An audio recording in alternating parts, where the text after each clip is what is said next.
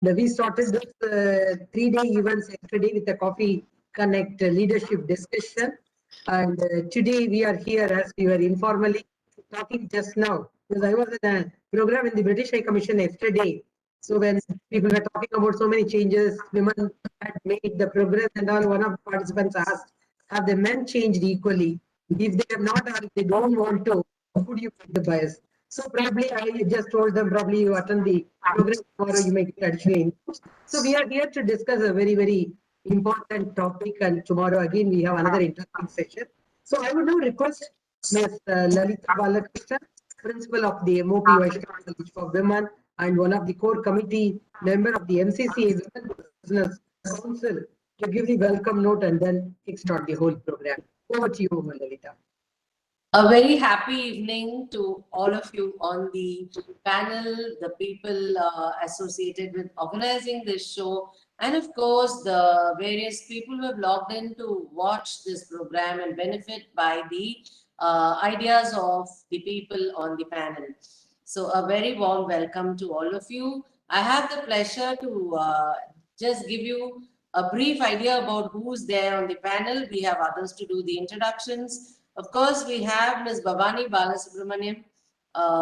She said she was ex-Deloitte, but I've come across her as a very wonderful person who's got immense knowledge and numbers and quants. I think there is no need to look beyond her. So welcome, Ms. Bhavani. And on the panel today, we have Ms. Uma Rao, Vice President HR, International Operations, Ashok Leyland. Ms. Kalpana Jain, Deloitte, who's already promised to visit MOP Vaishnav College. Mr. Suresh Raman, VP and Head of the Chennai Operations of TCS. I think both in Deloitte and TCS, we have a lot of MOPians. And Ms. Asha Pillai, Global Planner, Information Technology, Shell. We also have with us Ms. Sri Priya, Vice President and Company Secretary of Cameo Corporate Services Limited, and one of the main forces behind organizing this program and a very good friend of long times, Ms. Saraswati, the Secretary General, as she's been there on many forums on and the Secretary of many of these, various chambers. But I think she's doing a wonderful job here as well. And I welcome each and every one of you. This is the International Women's Day week celebration, so let's make it really strong. A wonderful Women's Day to all of you, and hopefully we'll have a lovely discussion today. Thank you so very much, Ms. Lalita. That's a wonderful introduction. I would now look to Ms. Bhavani Balasubramaniam, the chairperson of our Women Business Council, I should say the brain behind the Women Business Council, and probably the curated this 3-day event. So I would request her to give a brief introduction and set the context for the rest of the discussion. Good afternoon, friends. It's wonderful to be amongst you in this Women's Day celebration by our Women's Business Council of MCCI. Today, we have taken up the topic on male allyship. Gender equality towards a better tomorrow with male allyship has been one of the favorite topics in this year's discussion, and aptly, Madras Chamber has chosen this as a topic of interest for us to discuss. A male ally is a friend and a supporter of diversity, equity, and inclusion. While many have proved to be great allies, many do not know where to start. The first step is probably to start paying attention to their deeds, actions, the surroundings, and the environment to change the conviction which prevails as a matter of stereotype. Research says most men support gender equity and inclusion, but do not recognize the real-time gender discrimination. The second step, in my opinion, is developing situational awareness, self-education, non-verbal language, paying attention to those who are not included, and encouraging women to share their experiences. Male allies can be accelerators, supporters, or beginners. An accelerator is one who actively and effectively advocates for women and are people who have to be on the top of new topics, opportunities, and challenges. A supporter is one who's more informed and who uses the position to advance women, but is yet to work on enhancing women initiatives outside of their role. A beginner is yet to integrate the style of allyship. Today, the corporate world has many male allies, and the Best of Best conferences, which is organized by Avatar, of which Deloitte has been a proud recipient for 5 years, has a practice of awarding male ally awards to people. So, for the latest, it has been awardees from HDFC Life, the CHRO Vibhash Nayak. And what they did was a huge maternity transition, Punaragaman, which is a second innings for women, women mentoring circles, and resilience workshops for women. Chris Sridhar was the other person who was awarded this. He is the CHRO of 3M India, where the women ratio in R&D went up from 11.2 to 23.9. Women experts drove electric cars. They traveled all over the country to find solutions to problems. They were lab management experts and SMEs, and the company was the executive sponsor for Women Leadership Forum in India. And this is the kind of awareness of male allyship in the corporate sector today. It is my proud privilege to welcome the panelists and my coordinator, Uma Rao.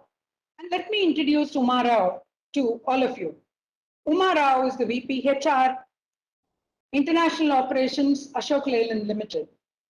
Uma is a HR professional with an experience in a wide gamut of HR areas over the last 2 decades. She has worked in leading organizations in IT, manufacturing, telecom, and FMCG space in companies like TCS, IBM, Mars International India, Idea Cellular, Hindustan Petroleum Corporation Limited. She's also a member of the board of directors, Gulf Ashley Motors Limited. Mrs. Uma is a postgraduate from Tata Institute of Social Sciences. Interacting with students, Uma and young talent is a passion, and she mentors a few of them for their development. Over to Uma to commence the proceedings of the panel. Thank you so much, Bhavani, and a good evening, good afternoon, depending on wherever you are. And this is going to be a very exciting panel discussion because it's about the biggest support that women can have in terms of advancement, as very rightly mentioned by Bhavani. We are talking about male allyship, and I've got a wonderful panel here. And let me take this opportunity to introduce the panel to you. Today we have with us Ms. Asha Pillai, right? Asha is the global planner for information and digital technology at Shell. And Asha is currently serving there. And prior to this, she was the CFO for Shell Energy India, based in Ahmedabad, and during that stint served as the Gujarat State Chair for CII IWIN. She is also an active ambassador for people with mental illnesses and works with Let's Walk Together organization. She's been the young emerging leader in manufacturing in 2021. So very pleased to have you here, Asha. Warm welcome to you. I'm going to then introduce to you our next panelist, which is Kalpana Jain. Kalpana has been with her firm. And she's a partner in consulting in Delhi, and she's been with the firm for over 28 years and has been a partner since April 2006. She has provided advice and counsel to clients across the value chain, both in public sector, multinational, and private sectors. In 2013, she was recognized as one of the 25 most talented women professionals in India by the CMO Asia and World Brand Congress, and she was awarded as a Superwoman of Delhi in 2016 by Radio 1. And she's been the chairperson, Private Equity and Venture Capital Association of India, and she speaks regularly in various forums and with top-tier media, as well as prominent industry conferences. She frequently coaches and mentors young entrepreneurs in various forums, and she's a member of the Deloitte India coordinating board. So welcome, Kalpana. Wonderful to have you here. And then we have the diversity in the team, which is in the form of Suresh Raman. So Suresh, welcome. Suresh is the Vice President and Regional Head for TCS and an alumni of BIT, Pilani. And Suresh has over 30 years of experience in management consulting, services and information technology industry. And he's held various diverse leadership roles during this period in sales, delivery, and operations in various geographies. And in his current role, he manages the largest delivery center with over 85,000 associates. So having earlier spent a decade as a management consultant within TCS, and now briefly also with Pricewaterhouse, he's played an advisory role in MNCs as well as to the government. So very distinguished panel and very happy to have all of you here today. And I'm going to be spending the next few minutes with all of you talking about this important topic of male allyship. And my own experience over the years tells me that you can have a lot of things happening in organizations, but unless the climate is conducive for things to happen, it becomes very difficult to drive a lot of these things. And one of the biggest things when it comes to gender diversity, a climate comprises of the large majority of men who are there in the organizations and who can actually make or break this agenda within the organization. So let's talk about what it means in terms of male allyship and how is it seen. So this is going to be the flavor of the discussion. So I'm going to start first with you, Asha. What does male allyship mean to you?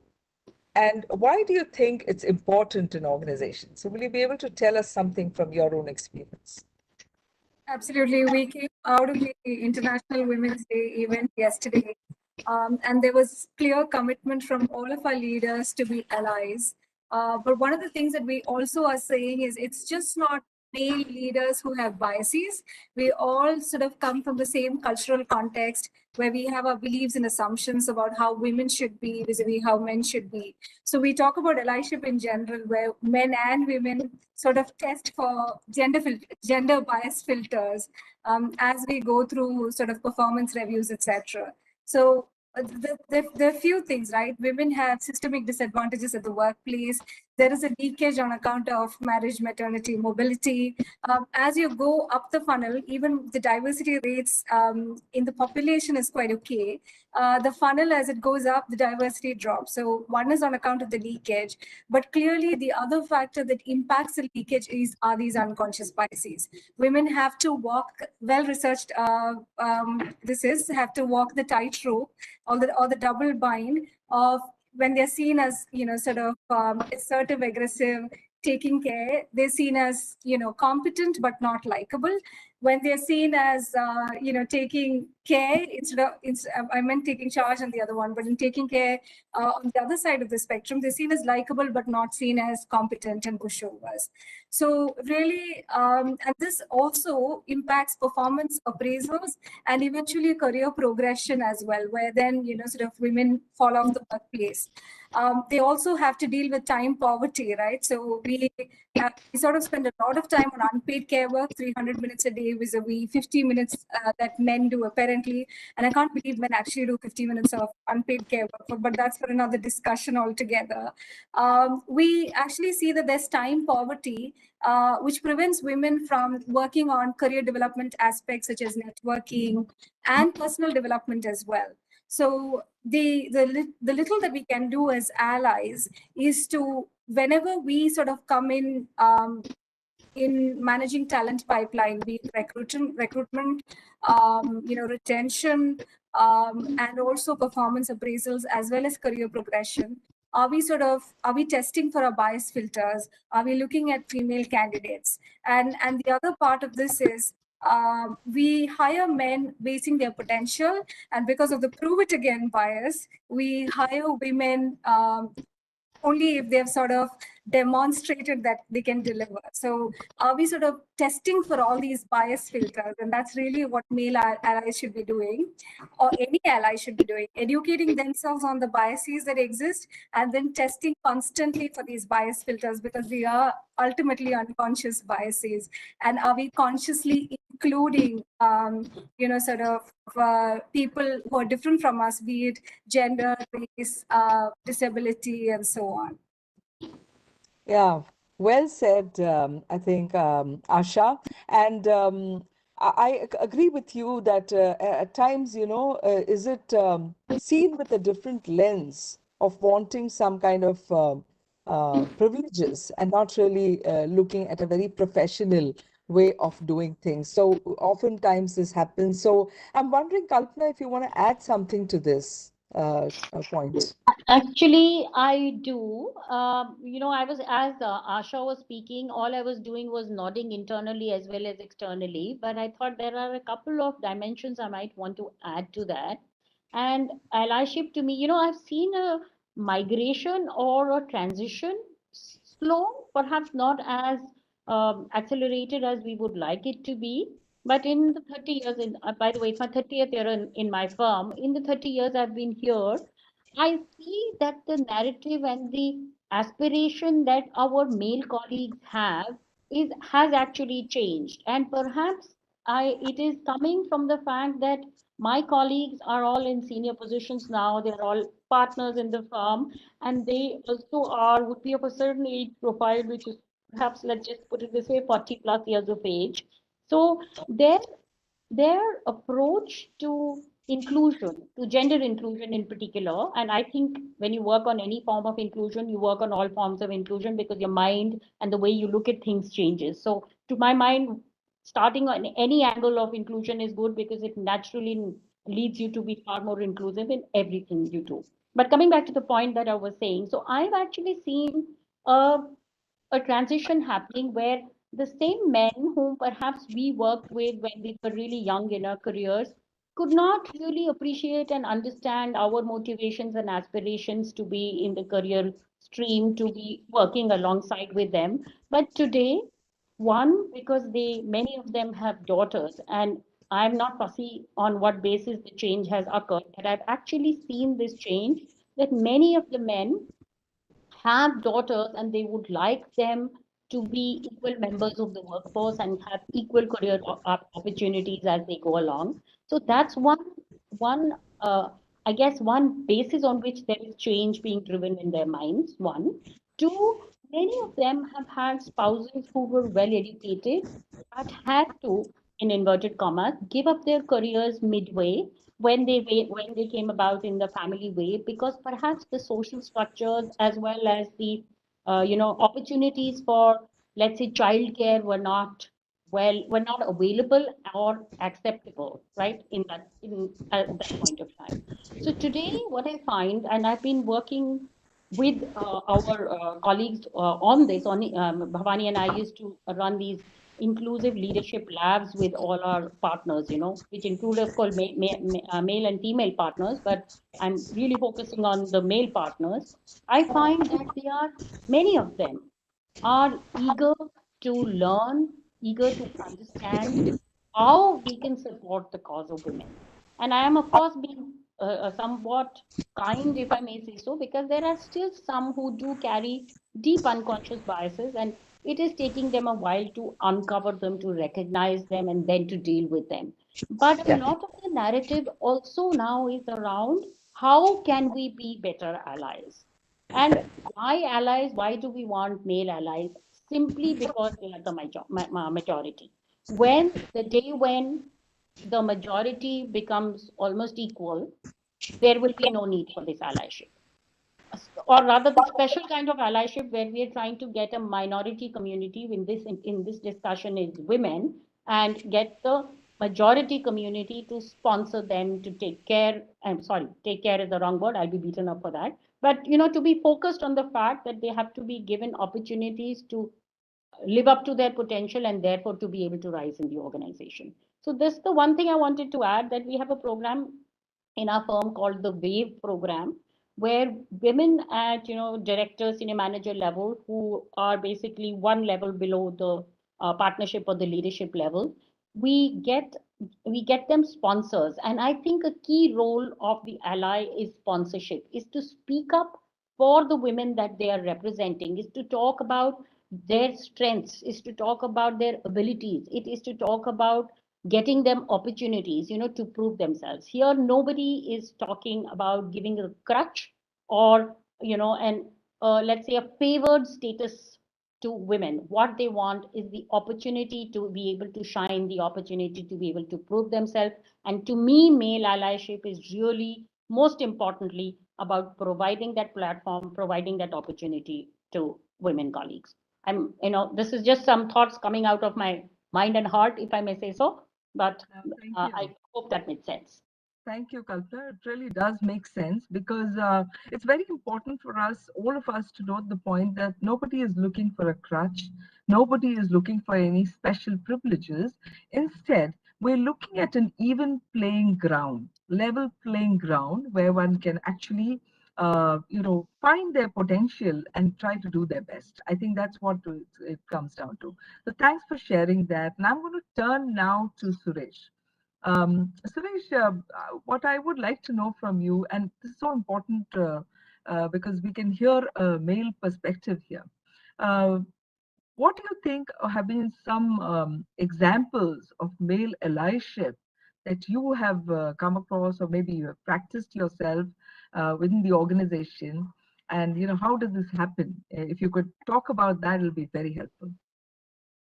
Yeah, thanks, Uma, and thanks for this opportunity also. The privileged, happy Women's Day to all of you. I think if you look at it, allyship, I was looking at, it's all a ship, right? Whether it's allyship, friendship, relationship, it's all about sailing or sinking together. So I think it's about one team culture, and the diversity and inclusion is all about that. So it's a ship where we all work as one team, being allies, friends, to make things work. And allyship refers to both men and women. According to me, it's a two-way street. If you ask me, did I understand all this early in my career? Not so much, definitely. I've learned about the intent, the process, the purpose of allyship over the years. Though I never called it as allyship, but I think definitely I was fortunate to be in the technology industry, IT industry, where we always had more women than other industries. So I think that also helped give a different perspective. Besides the college atmosphere, University BITS Pilani, we had some women also, but not many. But here, I think the IT industry really definitely opened our eyes, many of our eyes, actually, should say. I think well, talk about a lot of things, personal perspective. I think allyship also applies equally to home and work.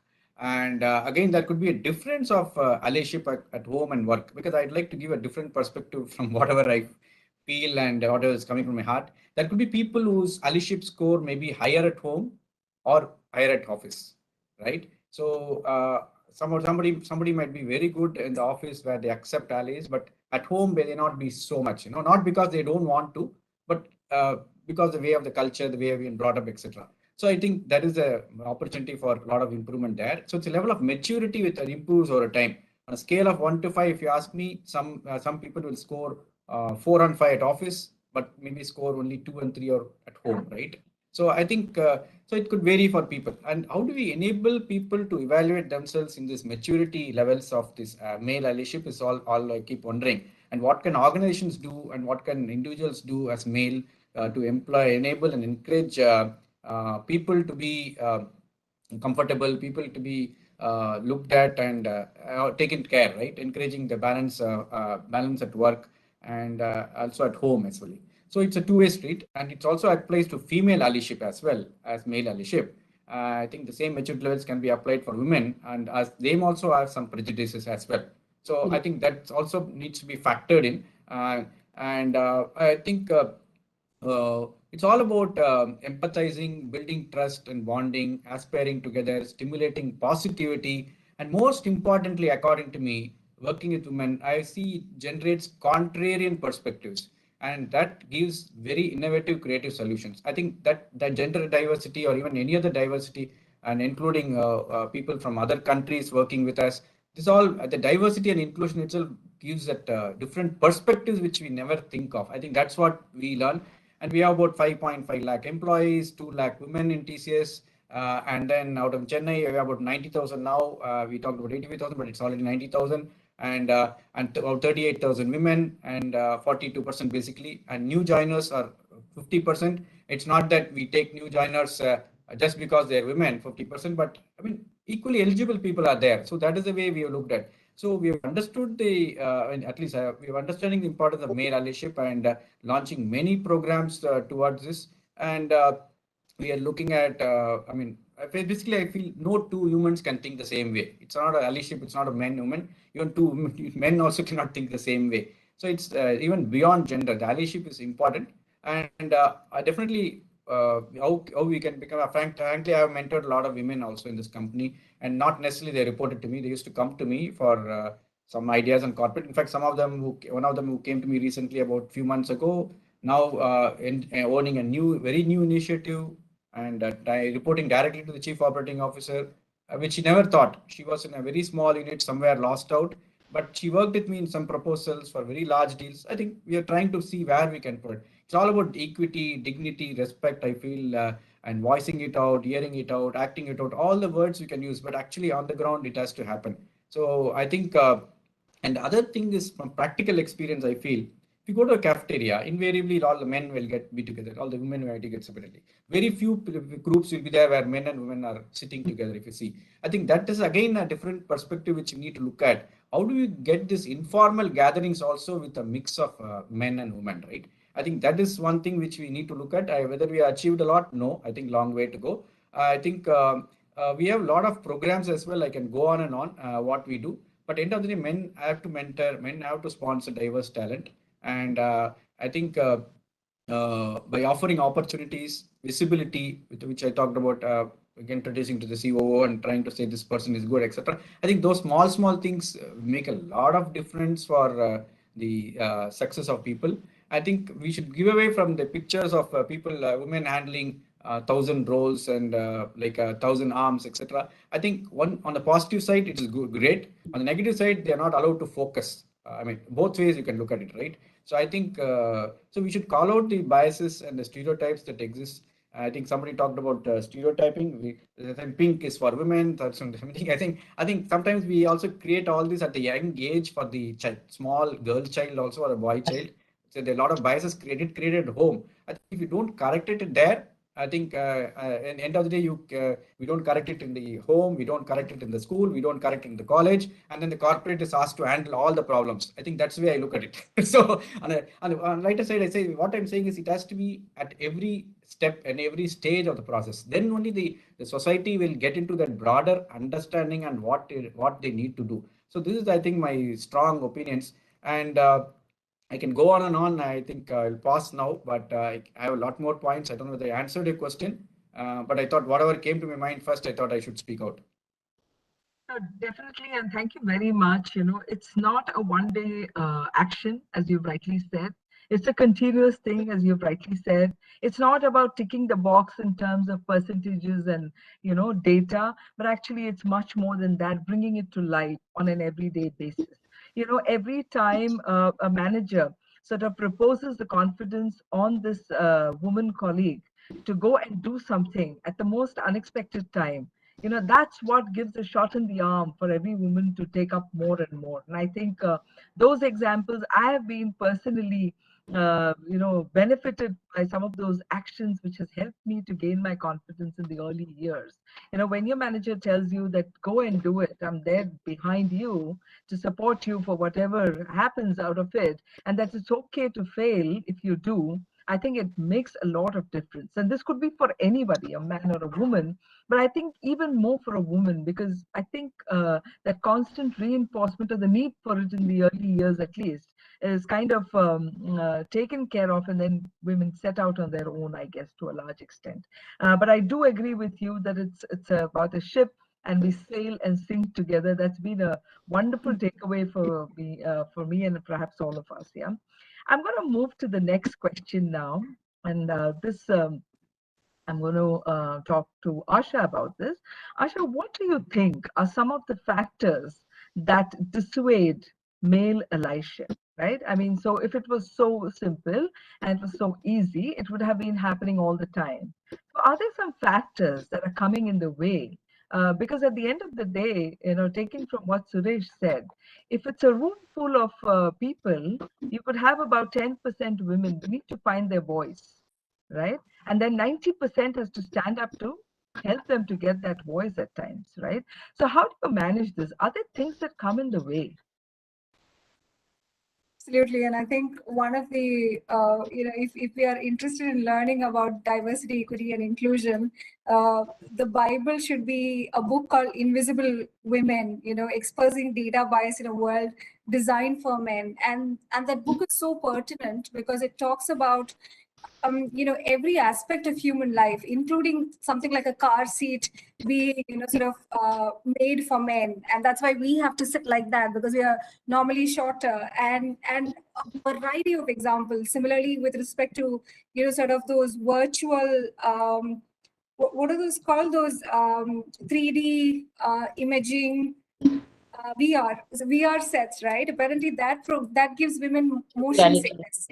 Yeah, so essentially there's so many examples in that book where literally, because men have been, decision makers across industries, women completely get left out. And unless we have equal share of voice, we're just going to be invisible as far as, the industry and decision makers are concerned. But apart from that, it's also the home as well, right? So to Suresh's point, it's not like, we get up one day and say we're sort of biased against women. It's inculcated very early on from childhood through our cultures. And The Economist had an article back in 2016 where, this was before the pandemic. So remember, in the pandemic, we've had much more leakage from the workplace as far as women is concerned, and intimate partner violence has gone up. But before the pandemic, The Economist talked about the why India is failing her women. And really, the issue was what was called rich irony, where women apparently, it is in middle class households, it's seen as it's seen as a dimension of upward mobility if the woman in the household were not to work. So she goes into an in-laws house, she's pulled out of the workplace, and the solution they had was men to your mops, which is essentially, sort of men partaking in domestic chores. But to be honest, and this is not just our country, but across globally, even in marriages, the woman's career is seen as secondary. So what happens is, the first thing, when there's an emergency in the home, be it children, be it elderly care, the first casualty becomes the woman's career. And Suresh is so absolutely spot on when you say we have all of these problems and then the corporates are expected to solve all these problems. Really, we can't. But mentoring helps at least sort of prevent women taking that abrupt knee-jerk decision to quit workplaces, because some of these issues ride out. And sort of the elderly care, etc., it rides out if you hold on to the role. And most multinational companies, and most companies in fact, have flexi working policies which can be availed. So that's one. Sponsorship, like Kalpana said, is the other one that's really important, because we talk about what the concept of equity, right? And each of us starts from a different place, and equity works to address the imbalance so we can achieve fair outcomes for everyone. And we must remember that, women sort of have these disadvantages, in the scale, and therefore they need to be pulled up, and that's how sponsors sort of come into play. Great. Thank you. I think, yes. So support comes in different forms is what you're saying. And mentorship and sponsorship is absolutely important. So Kalpana, in your environment, do you see something that dissuades male allyship? For example, is there a situation of extreme competition, or not wanting to sort of share space with somebody, or whatever else? Are there some things like this that you notice which dissuades male allyship? So, Uma, I'm going to take a little step back. If we look at allyship, and even if we look at the cause of gender inclusion, what I think is important for us to accept that societally we are asking one segment of people, which is the men, to in some sense give up a position of privilege. So we have the women. I mean, it's provocative what I'm saying, but do give me a moment. So it's like saying that women, if you want to have careers, for example, sure, by all means have careers, but don't forget your role at home. Don't forget your role as a parent, as a mother. Sorry, I will use the word parent in a later bit. And don't forget, so be, as I think Suresh referred to it, that that Durga avatar with multiple arms and managing multiple things. But what we need to do, perhaps, is to take some of those arms of the woman and put them onto the men. So the need for doing more, extending themselves and sharing things a little more equally. So I have a visual in my head where I'm visualizing a male image with more arms than two, shall we say. So the idea really is, why is there some degree of resistance? Because there is a set order which people are used to. There is a sense of privilege about that set order. So obviously there is disruption in that is difficult. For example, we as women and the women who have grown up with aspirations to do more, to do more than the stereotype, they are willing to put in the effort because they want to do it. So we need to have a reasonable incentive for the men to acquire those additional arms from some of the women, for example. And that, I think, unfortunately, I hate to say this, unfortunately, is a negative push. Because we liberated our women, we educated them, we gave them hopes and aspirations, they're free. They're willing to put in that extra bit. What we now need to do is to liberate the men, to recognize that this is it's a it's a hygiene factor.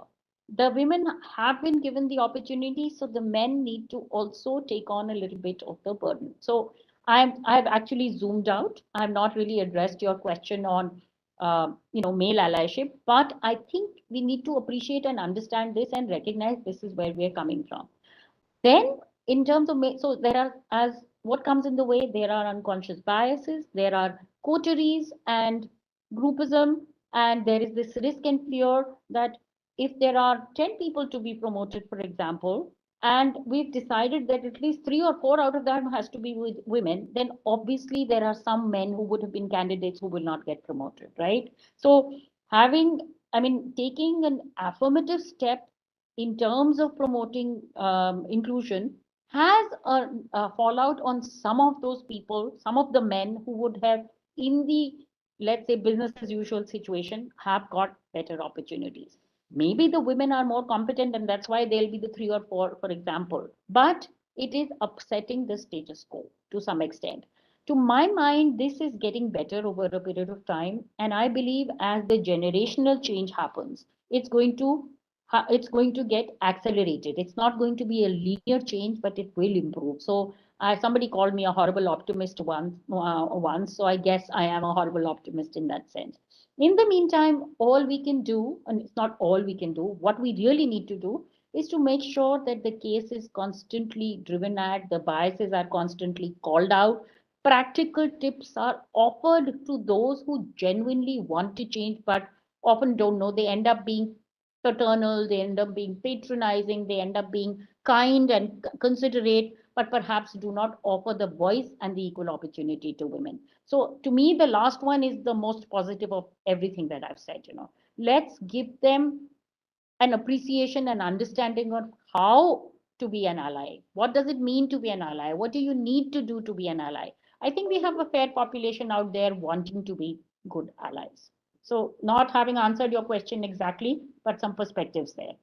No, I think that's a great perspective. And I kind of relate to the point that you talked about just now in terms of creating the climate for allyship, which is very important. And one of the things, we've also noticed is that men sometimes do not know how to go about.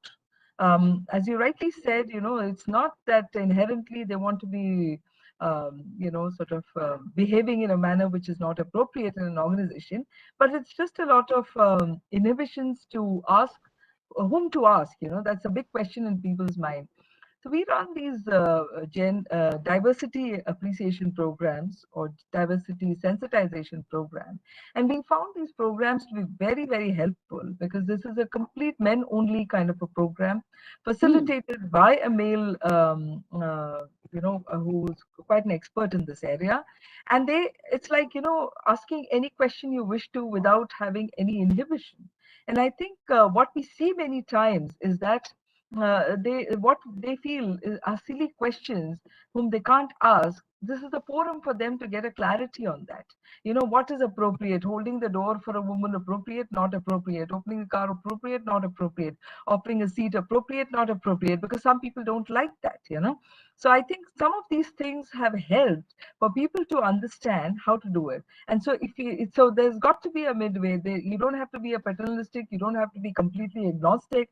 You can take a middle path and say that, let me be sensitive.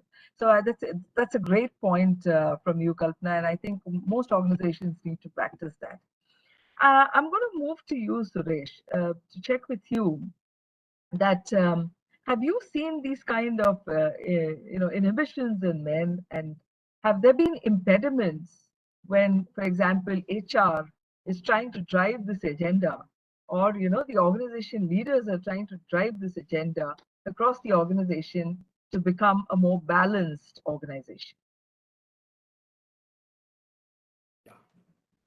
So I think from organization perspective, we realize these issues are there, whatever you said.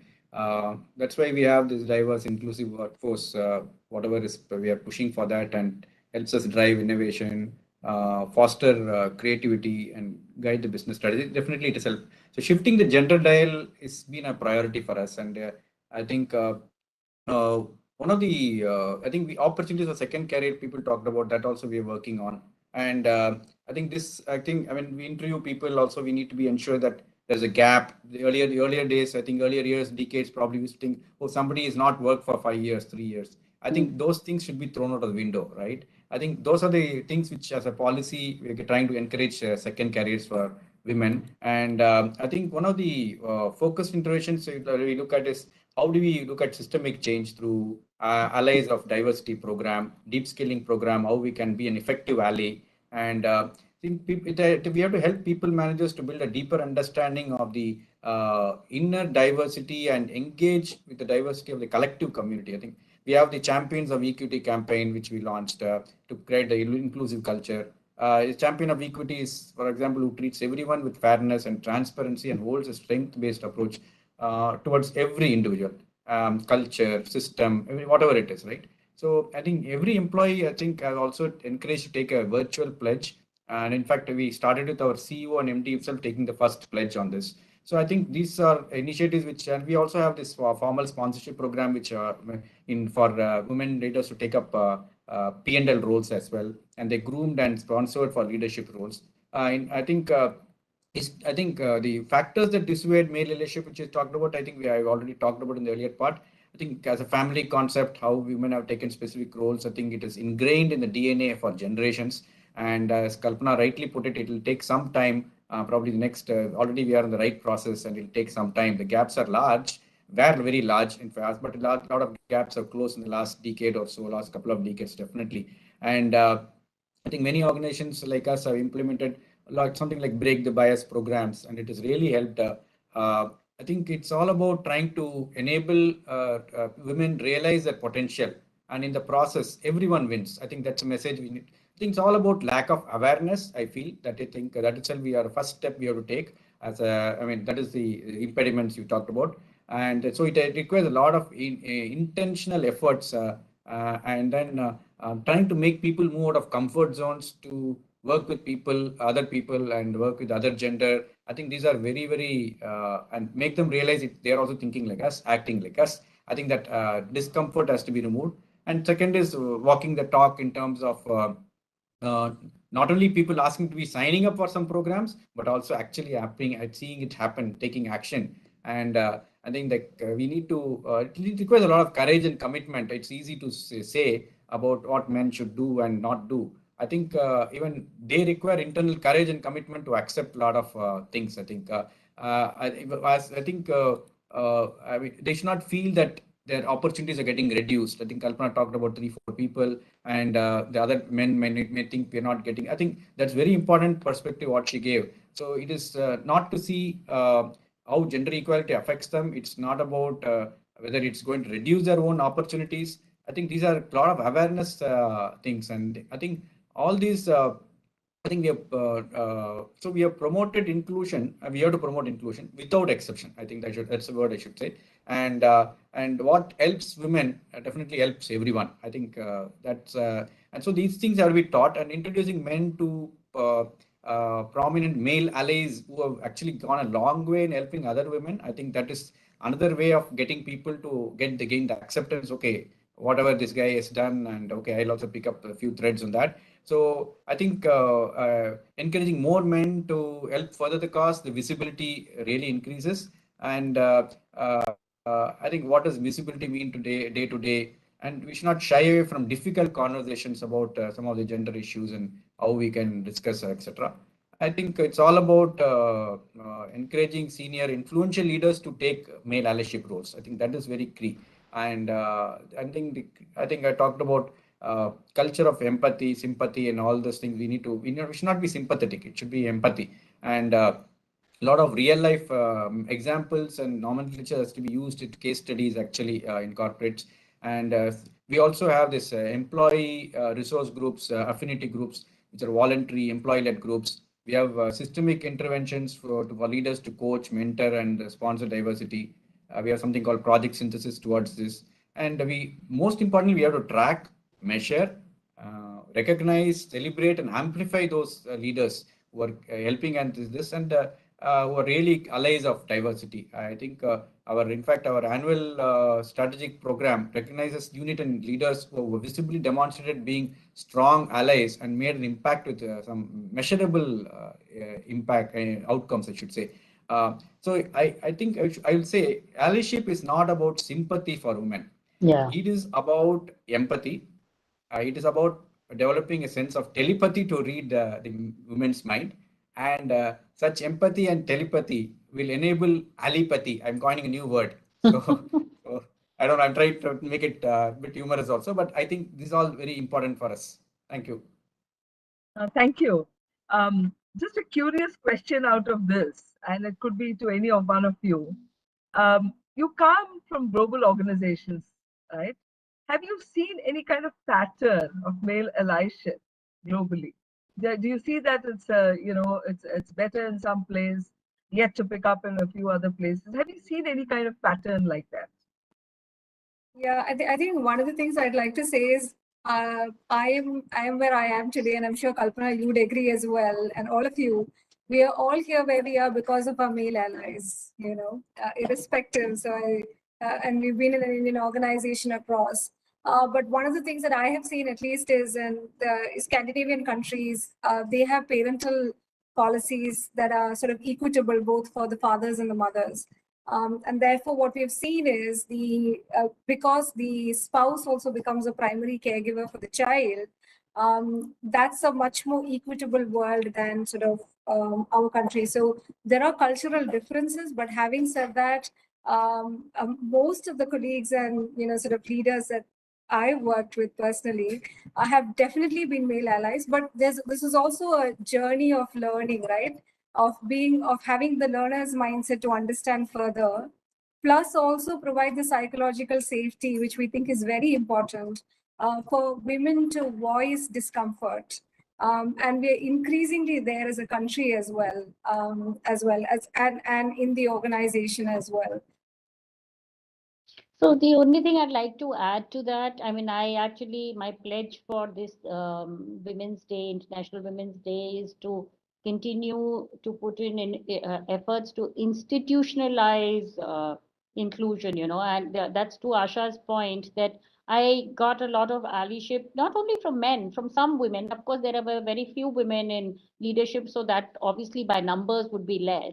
But the idea really is, until we get to a more equitable ratio in our workforce, in our leadership levels, we need to make sure that it's not dependent on the individual ally, but it is more like a mechanism, it's systemic within our organization, that women get supported through particularly some critical periods of their of their life. And the other thing that I wanted to mention to your point, Uma, is that this the acceptance and the success and the results of allyship are best seen if this is completely driven from the top. So I cannot drive this at middle management unless every little, every entry level person who joins our firm, for example, aspires to be like the global CEO, aspires to be like the CEO of our country, and they say, oh, this is the route to success. It has to almost, I think, Raman, you also alluded to that. It has to almost become fashionable, if I can use the word, to be an ally. If you make it fashionable, if it's really something you celebrate, it's recognition, reward that you give for allyship. Of course, one could argue that, hey, you're again focusing on the men, but the idea really is that you focus on the majority to absorb the minority. Make it something really glamorous to do.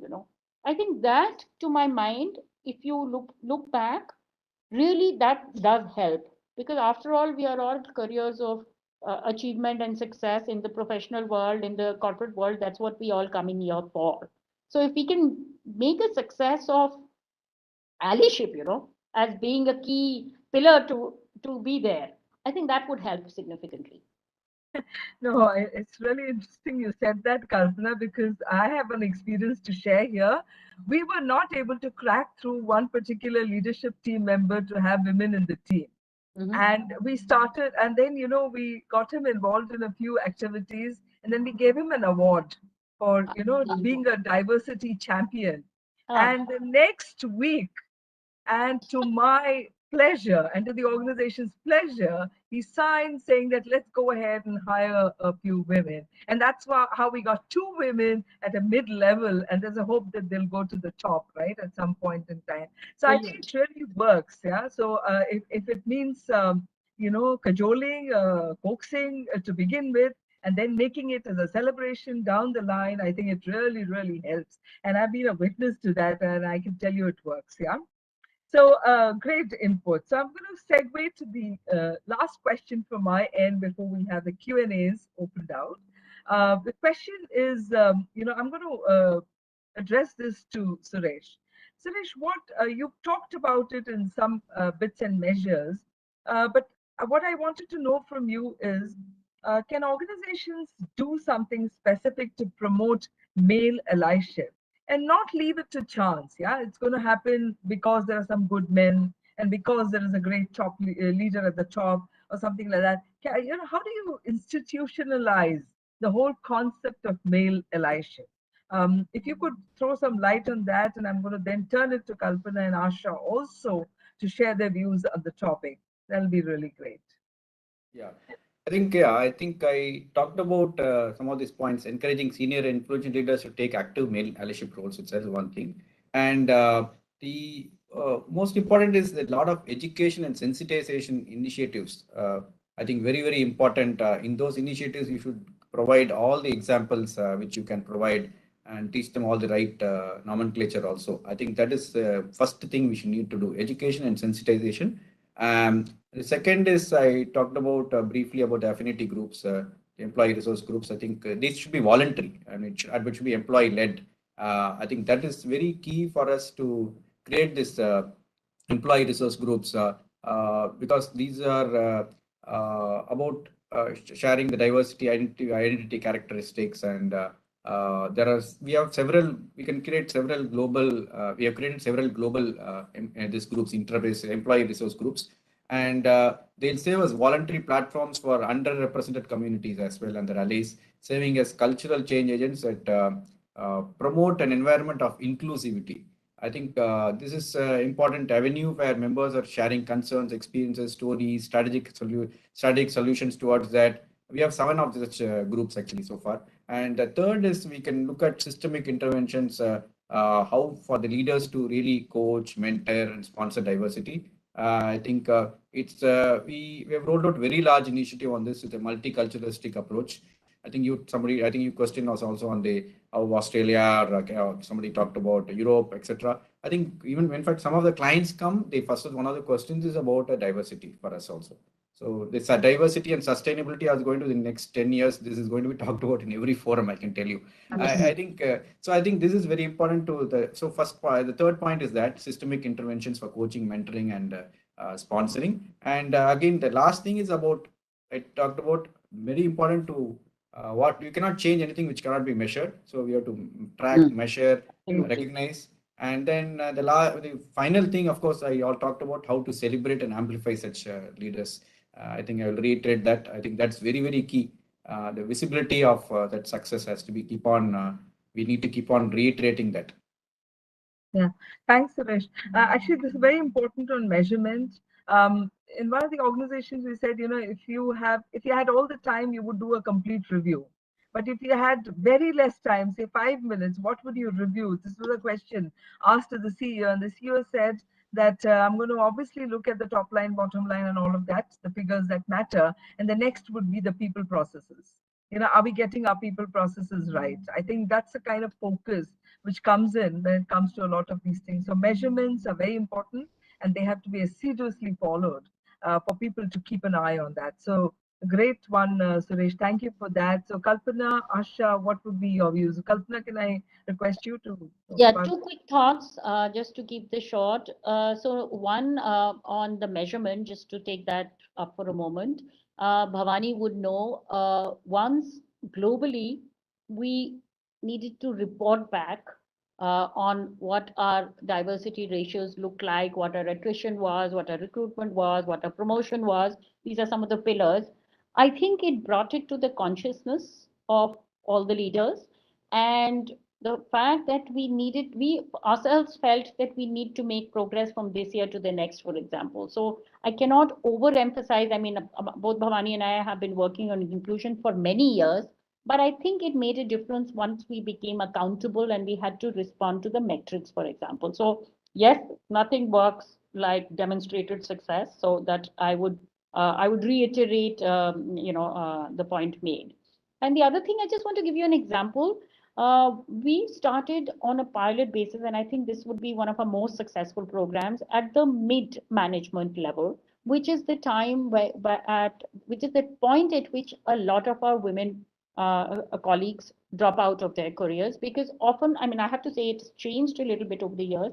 Earlier, many years ago, maybe 10, 15 years ago, it used to be when they used to get married. Then it became when they had their first child, and then it became when they had their second child. Having a second child and two young children is still a very big challenge if there are no support systems, and really strong support systems that these women have. So we have curated a program where mid management we are actually running with these women in a mentorship program, and have various facets and elements of mentorship from the point of view of what we look for in our people, to keep them engaged with the firm, to get kind of bound to our DNA, to believe in what we do, and to feel that we are part of them and they're not coming to us as just to do a job. And also to make sure that we are hastening their, let's say, leadership attributes, their attributes for elevation, for example.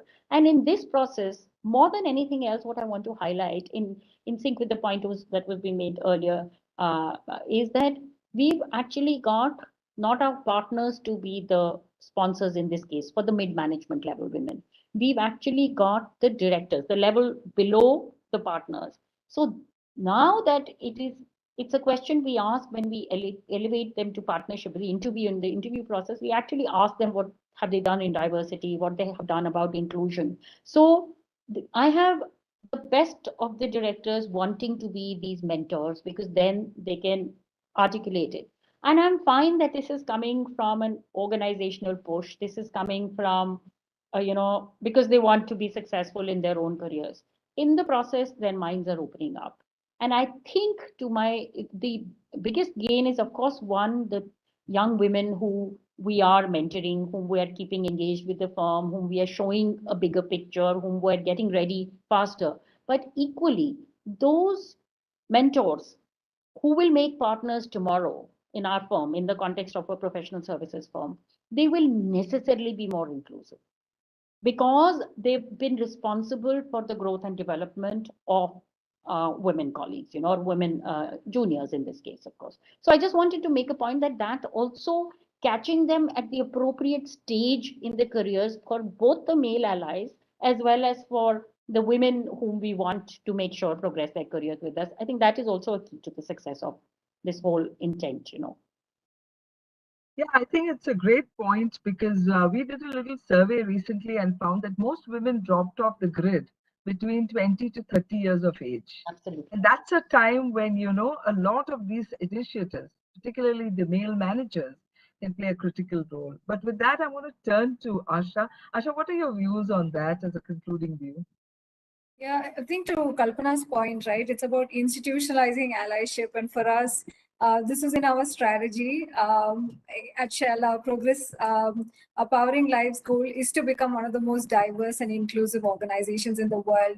And we say DEI is in our DNA. And the reason we do that is we say we want everyone at Shell to be able to bring their full potential, their whole selves, what's and all. And there is this concept called cognitive dissonance. If you don't bring your real self to work, then you're not going to maximize your potential. So this is good for business as well. And there is quite a good understanding of it. So one of the first things we've done, and this has been 2 years in the making now, is instead of just having a women's network, we now have what is called a gender balance network, where we have male and women leaders. And to your point, Uma, the 20 to 30 spectrum needs a very different support model to senior women leaders. So we have 2 sets of talent boards, where for the middle spectrum we have what is called Women Top Talent and a Stairway to Success model, where we help them with mentoring and sort of development programs like the Women's Career Development Program, which is a brilliant program, by the way. I've attended it. And then for the senior women, we understand that they don't need mentoring, but they do need sponsors. So we put in place the sponsors, and sponsors come from very senior levels, depending on the potential identified. And essentially one of the core leadership attributes, like I mentioned, is having a learner's mindset and being consciously inclusive. And therefore, we always recognize there is opportunity to learn, opportunity to improve. And therefore, we think it's absolutely crucial that psychological safety is there at the workplace. And we're testing it with a hybrid model as well now. So we've just written our future of work workplace strategy, and we're going back to the gender balance network and seeking feedback, because we know that women will not negotiate for themselves. So we want to hear from them while sort of drafting the strategy. So we try and do that at the policy level as well, Uma. Thank you so much. I think it's been so enriching, and I wish we could go on and on because I think this is such an important topic. But thanks to all of you for doing a wonderful job of talking about what's happening and what can be the possibility. And Suresh, your perspective was so good. I think now we will have an open house, some question and answers, and I'm requesting my colleague Madhuri to step in with all her experience to drive the rest of the session here. Thanks, Madhuri. Thank you. Thank you. Madhuri, can I have the privilege of asking a question, please? Please go ahead. Yes. McKinsey did a research recently and said women account for 39% of the employment workforce profile, but have accounted for 54% of the job losses during the pandemic. Does it mean that male allies have probably not done their role good enough, despite realizing the importance of women and the kind of work-life balance talents they have, which have been demonstrated during this period? Panelists, please. I can always come with a personal story, and I think there's been 3 women that I know very, very well who have been very ambitious, who have said they need to take a sabbatical. And the reason is the work and the personal front, the lines have blurred.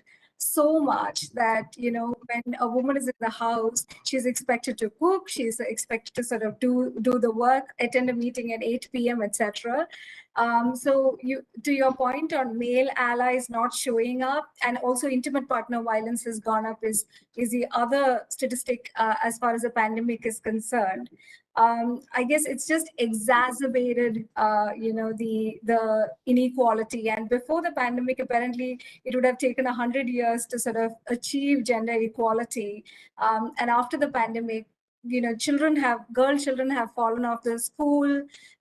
Again, women have fallen off the workplace, and therefore, the concerted effort that we do has to be, much greater than what we had sort of put in place prior to pandemic.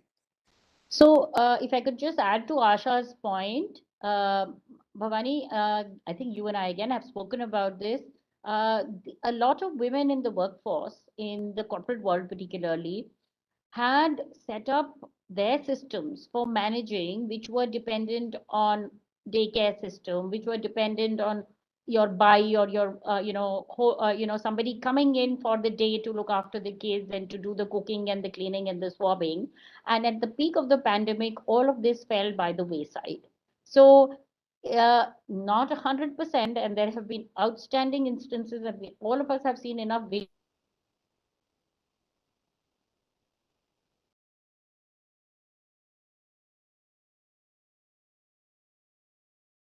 I think we lost her, Ms. Kalpana.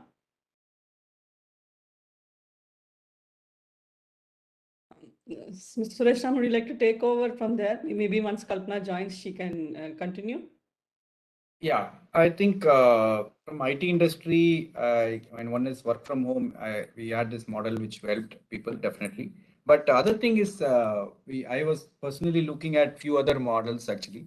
One is how do you make people wherever there are issues, whether if you come to know, can we make them come to work at least once or twice a week? Okay, that is one model which I feel we should do, because it eases the pressure. When you come and meet with colleagues, there's a lot of humor, camaraderie develops, etc. That is one thing which I keep insisting on my team to come periodically to the office.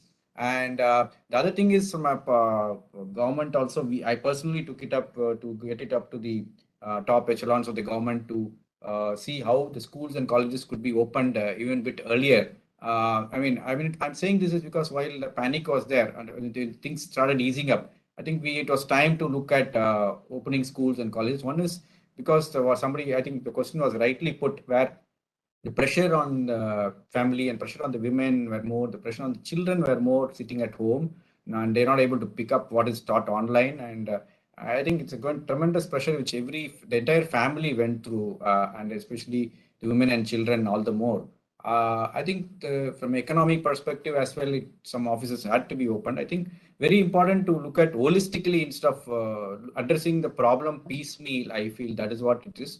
As a government, what should do, what an individual, what we can do, as a organization, what we need to do, and as schools and colleges, what we need to do. I think everything was very consciously we have to address these things.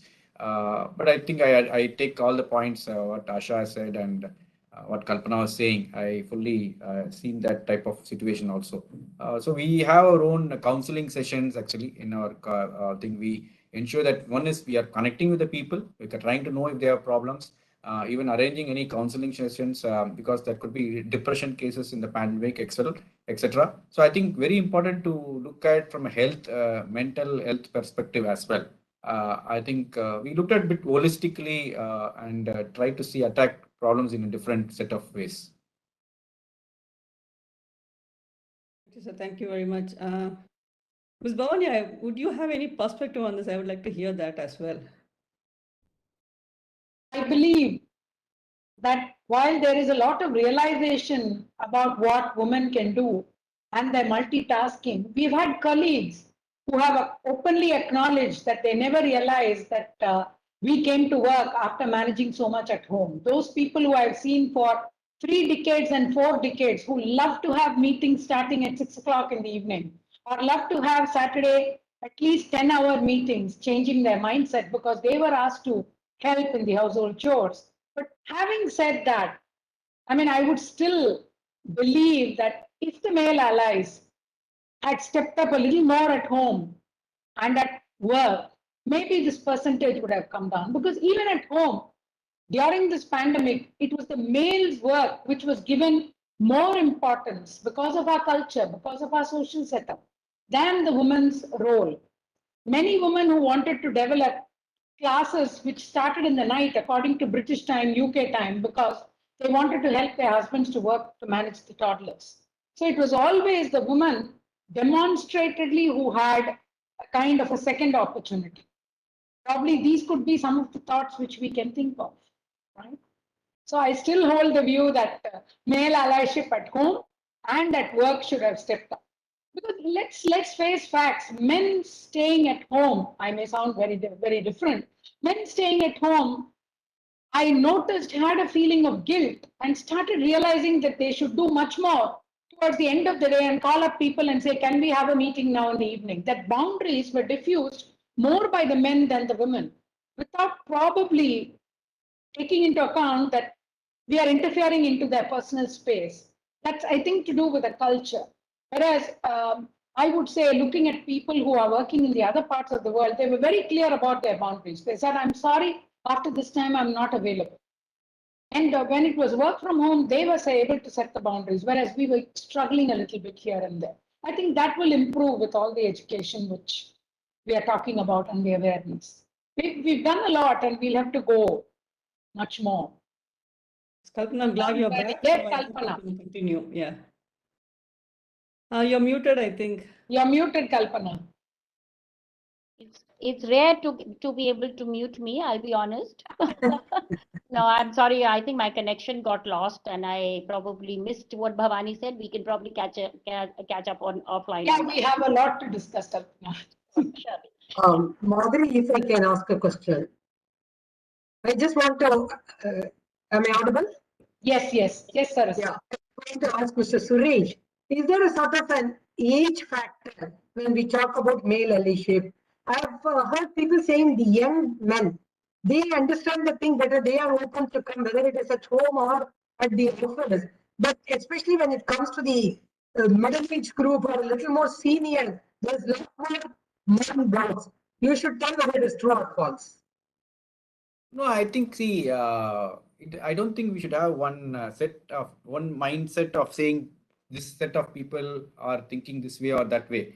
I think end of the day, as I talked about a lot of initiatives and programs we are doing, I think it has to touch across all levels. It is not doesn't apply at one level, and because the bias can be at the very young age because the way that particular family has brought up the children or the society there, that particular region where they come from. It could be the bias could be there at the middle age because they have been brought up like that, etc.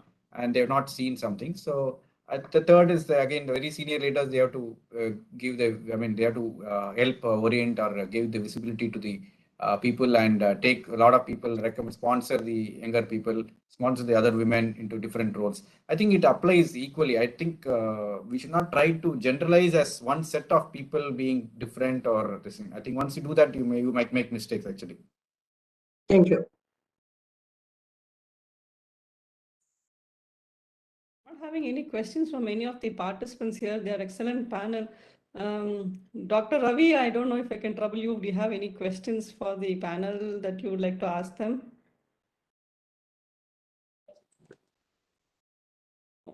Mantri, you have provoked me, so I am asking. Because I have a lot of reservations on the various issues. The first one, I personally feel that talking about this bias and women are not being treated to that level that should have been, all those things, if I can put it, it's an unfounded fear. It is only the mindset that you have. Whether at home or in the workplace, women are respected in the way in which they should be. There is no deviation, barring few exceptions here and there. Some untoward incidents would have been there. The second thing is the mindset. The mindset of the person saying that, look, for the drop of the hat, yes, I have been treated differently, is inherent in the gene of women. be it at home. For example, I can give you an example. Please pardon me on a Women's Day in saying this. A mother or a woman who thinks that her daughter should come up in life and do so and so and excel and come to the top of the world doesn't look at the same eyes when it comes to the daughter-in-law. Why is it? What is the point in blaming the society at large? It is the mindset of the person concerned. Laws cannot do anything on this. Because there was a mention that statutorily we get a power, a seat in the boardroom, all those things are only then becomes a tick box. Women are respected. Right from day one, you can see whether you see our Puranas or Mahabharatas or Ramayana or anything for that matter, women are respected. We call as mother tongue. We never say father tongue. Motherland. So everything we give respect by quoting the women only. We hold them in a high esteem. When they talk about this pandemic situation, they say that more pressure is coming on them.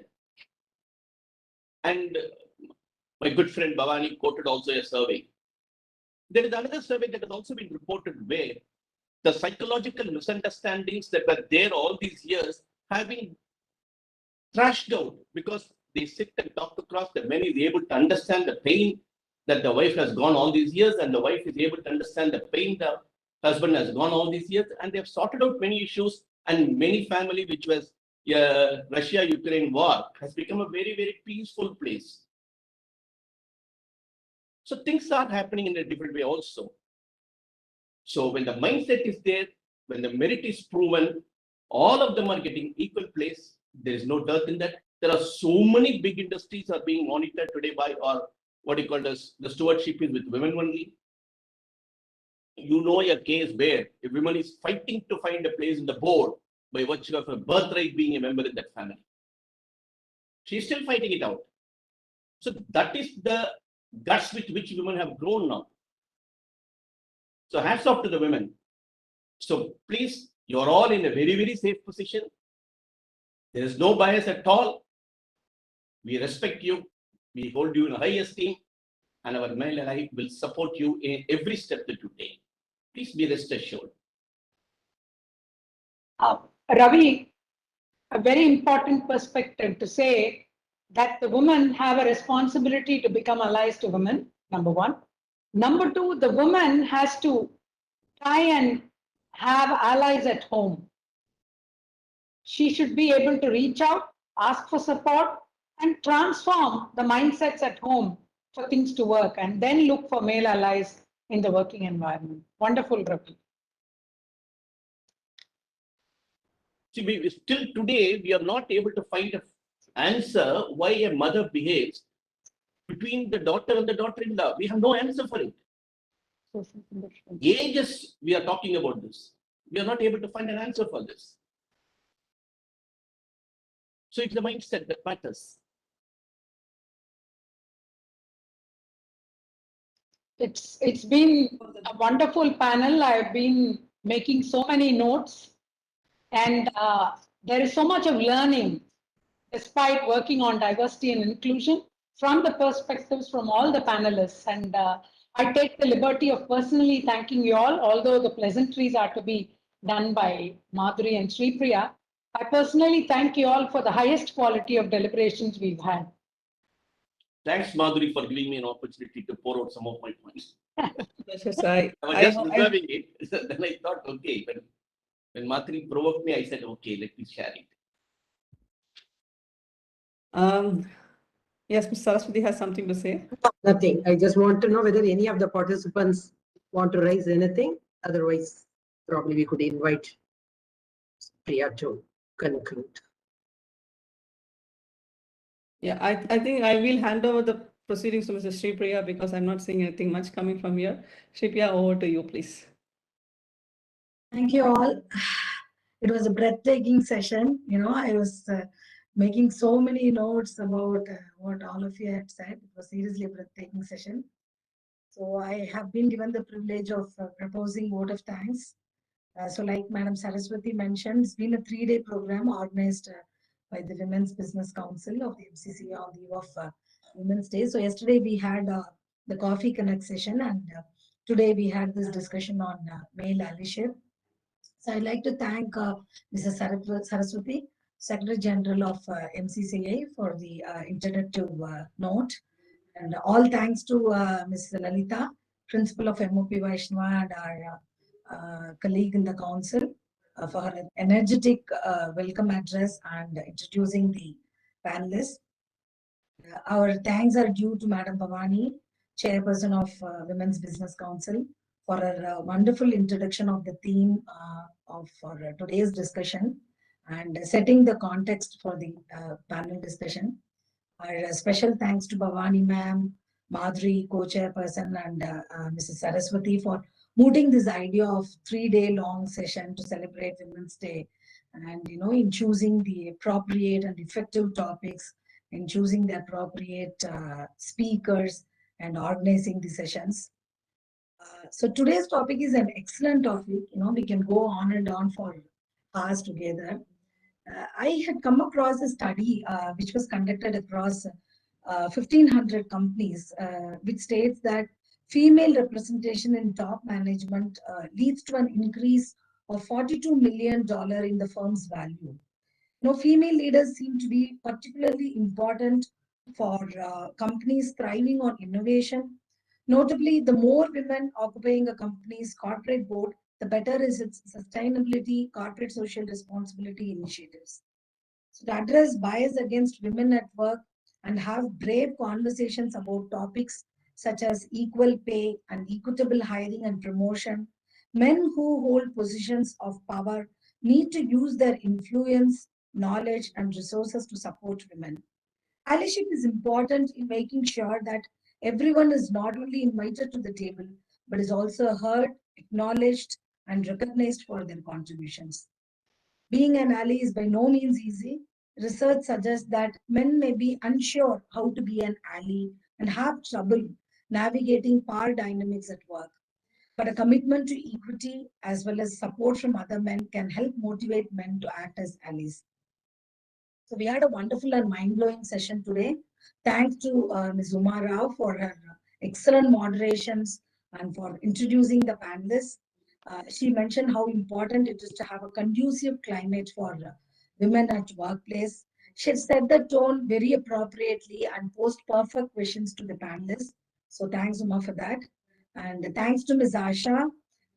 You mentioned how women encounter disadvantages on account of leakage at workplace and how to walk the tightrope, how it affects the performance appraisal and career progression.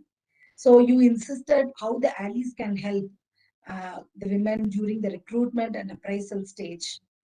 And it was very interesting to know about the book you mentioned, Invisible Women, which talks about many examples like a car seat which is designed for a man and VR sets which are designed specifically for men, and how women are left out from everything. And it was very painful to acknowledge that, of course, like you said, women's career is seen as a secondary always, and how the first casualty is women's career when there is an emergency at home. So thanks for those insightfulness, Asha. Thank you very much. And thanks to Ms. Kalpana. It was surprising to know from you that how the male approach to gender inclusion has changed on account of many men having or wanting their daughters to climb up the ladders and occupy senior positions, and how the spouses who were denied of the opportunities. So you mentioned about how men are open to be better allies of late, and how sponsorship is important for being male ally by providing opportunity for women. And it was insightful to think how important it is to share the burden with man. When you said, removing the arms of Durga Avatar and sharing it with the men when we expect them to be our allies. And how important it is to have equitable workforce and systematic organization of gender inclusion. And how important it is to drive. The very important point that you made is that the allyship should be driven from the top for it to be successful. And thanks for mentioning about the key to success, that catching at the appropriate career stages for both women and male allies. And after hearing from you, we have also become horrible optimistic. Thank you so much for that. So I'm coming to Mr. Suresh. it's always been fantasy and very satisfying for women to hear from men about gender inclusion and importance about women. So very many thanks to you for your time. So you had mentioned about one team culture and that every relationship is a ship sailing together or drowning together. And you had thrown a different perspective about how allyship should begin at home and at work, and how the level of maturity varies as allyship maturity level, how the level of maturity varies on allyship at home and work. Men are more open for allyship at work while they're not at home. And you had also mentioned about the various initiatives that are taking place at TCS. Like, to start with, you're having 38,000 women working at TCS, which comprises of 42% of your workforce, and a lot of initiatives like virtual pledge at senior levels and break the bias program. So all that were very interesting to know. And thanks for throwing the thoughts on how to achieve the allyship on even informal gatherings among men and women, and how it is important. Yeah, you made a very important point that it is important to make the correct the bias at home and school and college level, so that in order to not accumulate the entire burden at the corporate level. So, and how corporate should change the perspective on second career of women. So thank you very much for sharing a phenomenal perspective. And so the session today was very insightful and very thought-provoking perspectives have been thrown to the thrown by the panel members. And lastly, I would like to thank Mrs. Saraswati and her team at Secretariat, Madhu and Basmati and others in the Secretariat for organizing the event seamlessly. And lastly, a million thanks to all the participants for making this session a grand success. Thank you all, very kind of you for sparing your time. Thank you so much. And Thank we you. should thank Shri Priya. Thank you. Thank you. Thank you. Thanks for having Thank me. you. Thank you. Thanks, Please join the session. Sure. The 5 sections is awaiting you. Thank you. Thank you. Bye-bye. Thank you all. Thanks.